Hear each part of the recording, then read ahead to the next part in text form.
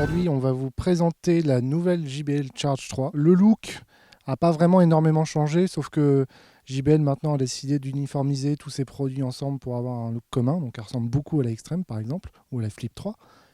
Au niveau de la conception, on a maintenant le côté waterproof qui est arrivé. Donc on peut l'utiliser dans l'eau sans aucun souci. Sinon, on a toujours les fonctions basiques, l'appairage qui est très facile et la fonction JBL Connect qui permet de connecter plusieurs enceintes entre elles, soit en double mono, soit en stéréo. L'avantage de la JBL Charge 3, c'est entre autres son autonomie.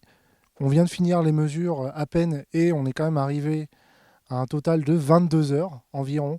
Donc c'est quand même pas mal du tout. On était à 60% du volume qui est déjà largement suffisant. On peut aussi recharger son appareil mobile avec un port USB qui est à l'arrière, qui ne permet que la recharge, mais c'est quand même déjà pas mal.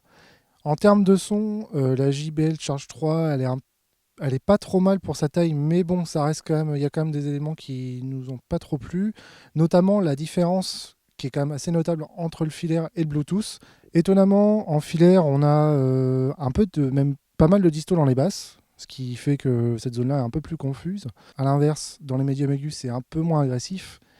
Et en Bluetooth, c'est complètement l'opposé, c'est-à-dire que la disto est beaucoup mieux gérée dans les basses, elles sont mieux contrôlées. Par contre, on a un son un peu plus agressif quand on est en face. Alors au final, que penser de cette JBL Charge 3? Alors c'est quand même une relativement bonne enceinte, c'est quand même une enceinte qui est quand même super facile à utiliser, qui est très résistante, qui a des fonctions supplémentaires, elle a tout ce qu'il faut, elle a une autonomie qui est quand même assez dingue.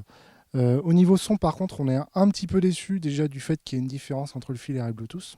Et dans l'utilisation la plus commune, c'est-à-dire en Bluetooth, on a quand même un son qui est relativement agressif quand on est en face, et surtout quand on commence à taper dans les volumes au-dessus de 70%.